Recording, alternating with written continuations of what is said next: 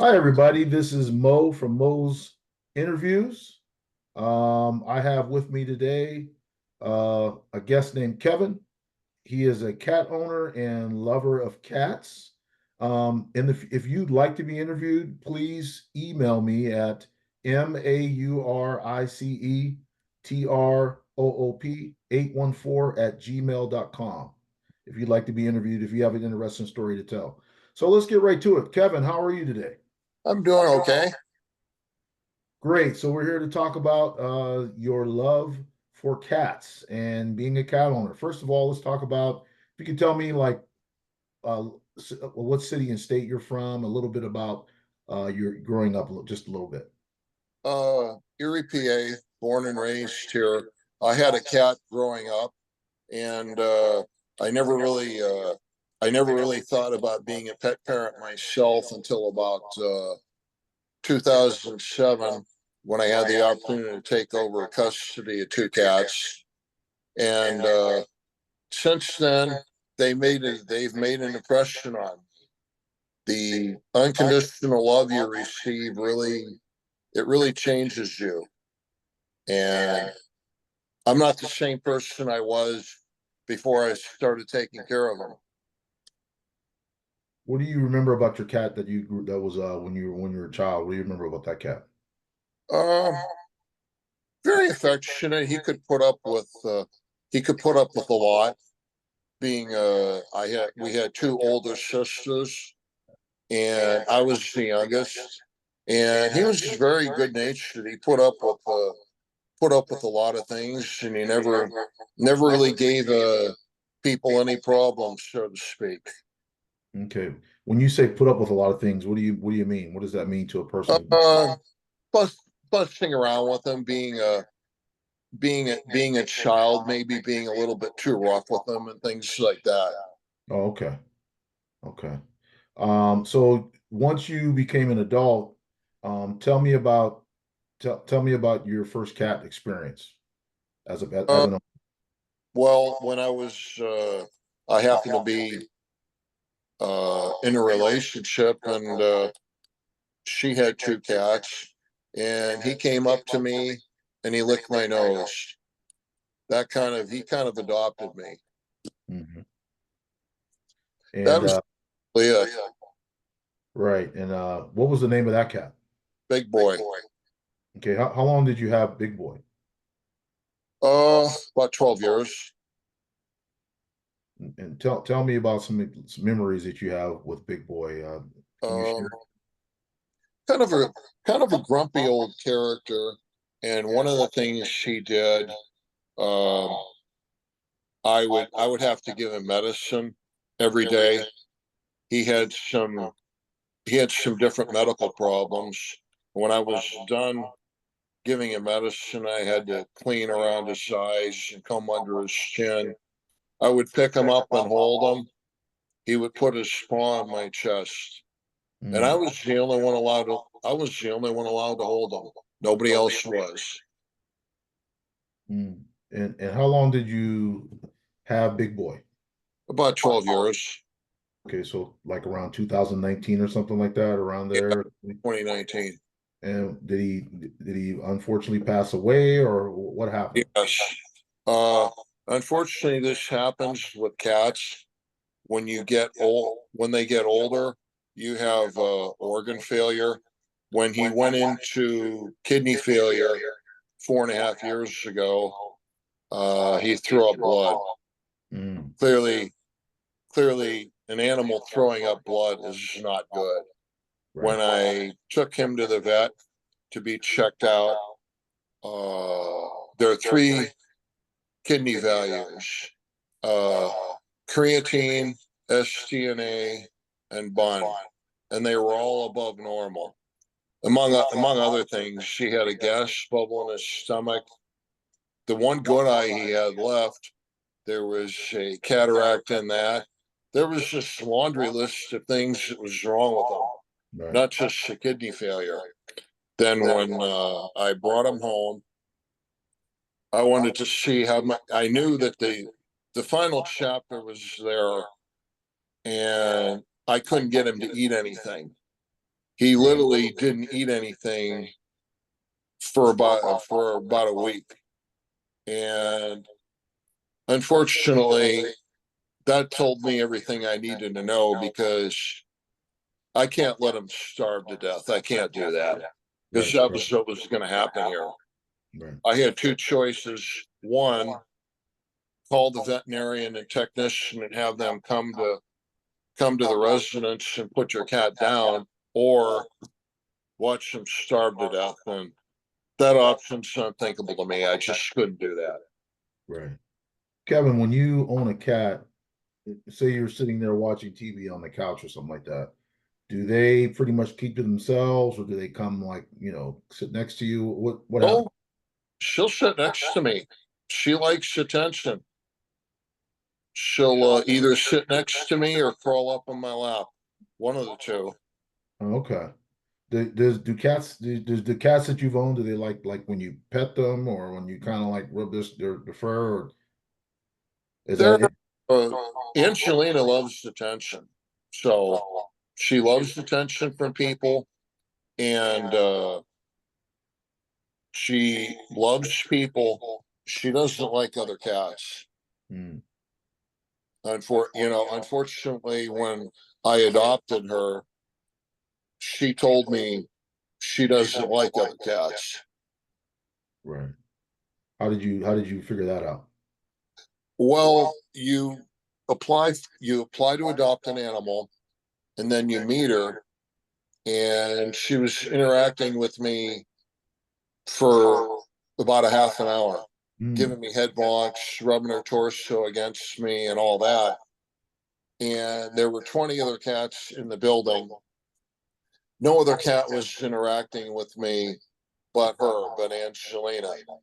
And when an all gray cat jumped on my lap, she saw that. And as soon as that cat jumped down, she hissed at her. Hmm.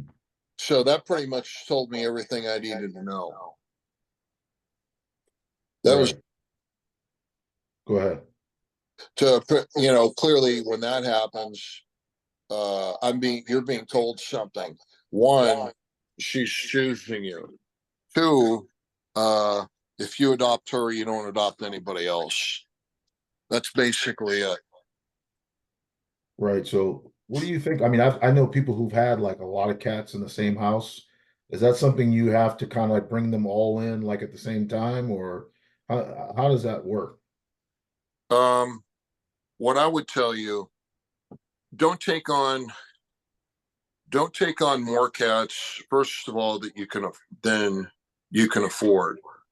Hmm. That's basic thing right there. Beyond all the cute stuff that they do, there is a financial obligation to owning a cat. And what I would say is be careful. Be careful, because if you have four or five, 6 or 7 cats, and four of them all have medical problems at the same time, it gets expensive. It was expensive with only two of them. Right. So I wouldn't recommend doing that. If anything, I would say to if you're adopting, go to the Humane Society, or Because You Care, or Orphan Angels, or the Ennis Shelter. And if you want to adopt one, great. If you want to adopt two, watch how they interact with each other. Hmm. If they're sitting next to each other, licking each other on top of the head, and I've seen cats do that, well, clearly they get along with each other and they're bonded. Right. So for in a situation like that, I would have had no problem adopting two cats, but I would have adopted them both at the same time. Angelina being the only cat for 4.5 years, I'm not doing that. I'm not bringing another cat in. That would be a complete disaster. No, Right. Do you feel like a cat is kind of like your pet is like a part of your family, or is it just like it is. you're making a long-term commitment, being anywhere from 10 to 15 years. So be aware of that going in. I talk to more people every day because of my job. I interact with the public, and I talk with people that are feeding cats that were abandoned. They're barn cats, I would call them. Oh, I'm feeding 10 to 15 cats. Well, how did they get out there? People abandon their animals. How can you do that? I don't have an answer for that. Right. When you leave for work, what do you have to do before for your cat before you leave for work? Do you have to do anything or prepare anything? Um, I feed her every morning. I make sure the litter box is fixed. Uh, other than those two things, that's about it. I tell her I'm going, and I tell her be a good kitty. I'll see you tonight. Where you're talking about Angelina, correct? Yeah, Okay, and what is she usually doing when you get returned? Do you think she she's waiting knows? for me. She She wants wait- a petting session. Mm. She's wait. She comes up to the door as soon as I open up the door. She's right there. So when you walk in, do you immediately grab her and start? Uh, I walk into the bedroom, and she jumps up in the bed, and she gives me a petting session, Oh, or okay. I give her a petting session, so to speak. Right. What about when you go to sleep at night? Do cats like to lay with the owner, or do they have their own place where they go? Or She jumps up into bed with me, and she kind of tucks me in. And Mhm. after about 15 minutes, she goes off, and she'll sleep on the sofa in the next room. When Okay, it's time for me to get up in the morning, she'll come in, she'll jump up in the bed, walk up on my torso, and meow in my ear because it's time for me to get up and feed her. right. What color is Angelina? What would you how would you describe her? She's a domestic tortie. She looks like the cat on the Meow Mix bag. Let's see here. I'm going to come in. Here we go. There she is. Oh, okay. There she is. Doing what she does best there. What do you think you spend a month on for food? Um, it it it varies. Um, I feed her a very strict. I feed her a diet recommended according to my vet. Oh, okay. Purina, 37, roughly $35 for 24 cans of Purina Pro Plan, the moist kibbles, Okay. and Hill Science diet for the dry kibbles. And that I only give her an eighth of a cup Oh, okay. a day. I have 3 stainless steel bowls, one for the moist kibbles, one for the dry kibbles, and a water bowl And they eat, she eats once a day, or how many times once a day in the morning? in the morning. And that's it for the day, basically. That's it for the day. That's her allotment. I do have treats. I do have a treat here that I'll give her maybe a little bit later, but Delectables chicken flavor. Oh, okay. So since you've had Angelina, tell me like what does she really what does she do for you, man? I mean, like what's she really do for you? Can you explain it? Um, I have oh boy, I have unconditional love for starters.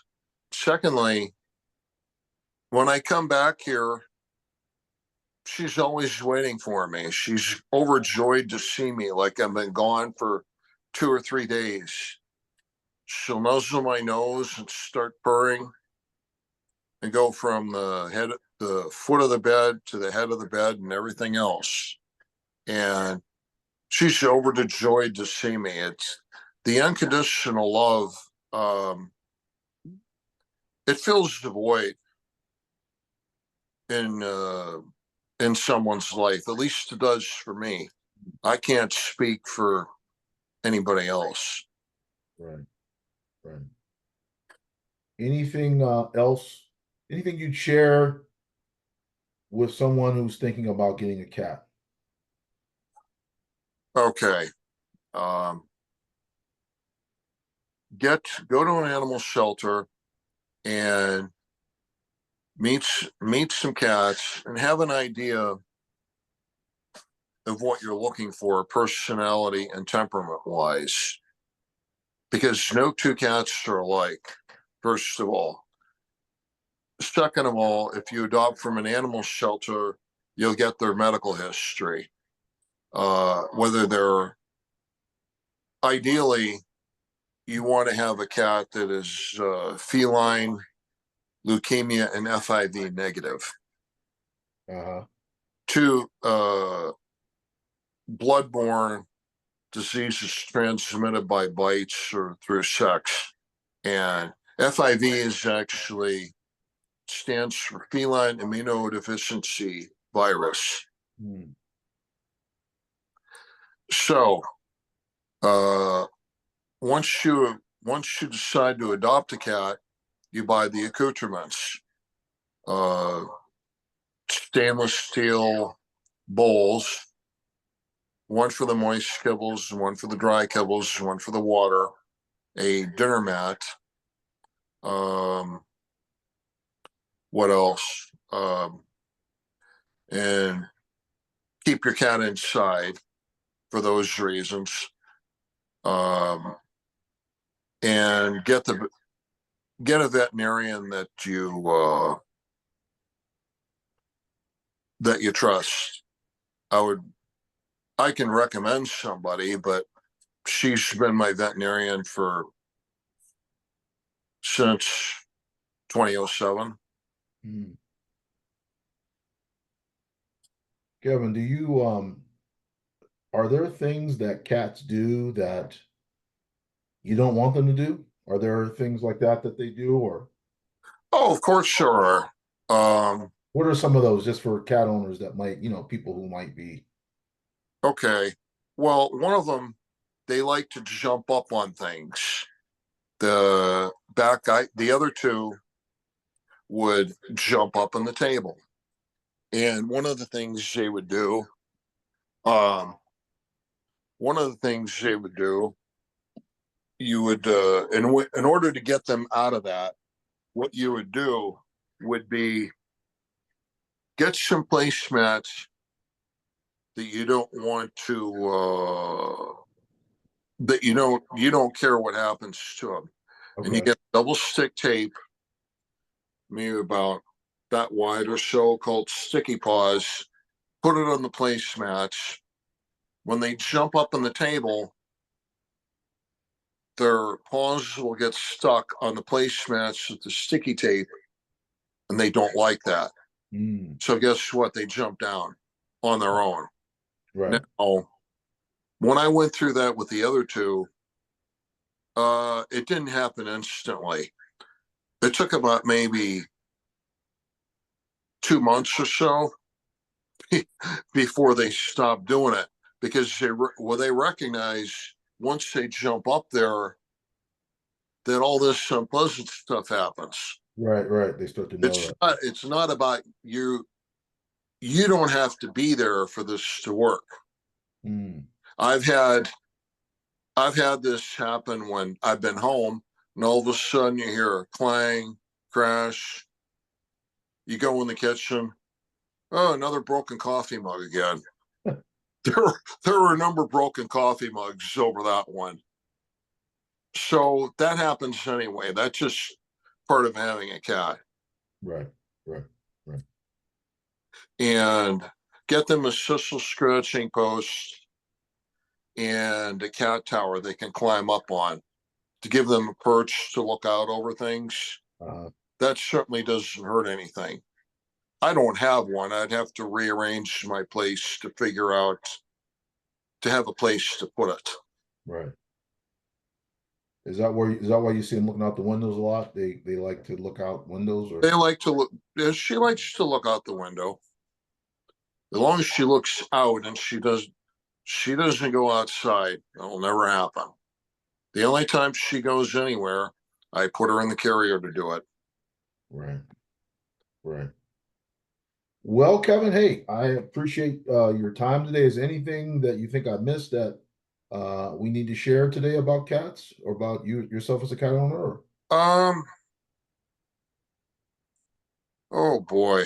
Um, just remember, you don't train the cat trains you.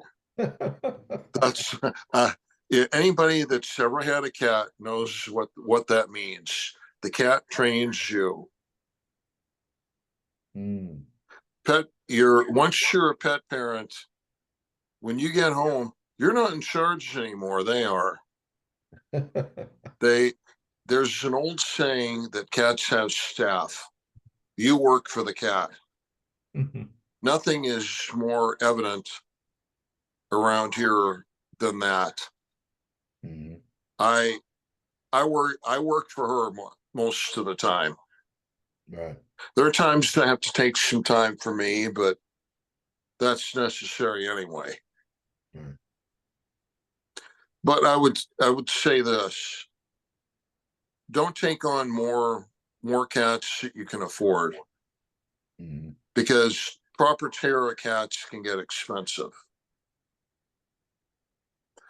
That's basically it. I wouldn't tell anybody to two is enough. Any more than that, it get essentially you're the CEO of their welfare. Right. So if you want to if you want to take on more than that, you can. There nobody's saying no, but be aware of how much you can afford, what you can afford to do. Right. Right. Well, Kevin, hey, thanks for sharing your some things about your love for cats and letting us look into your life a little bit.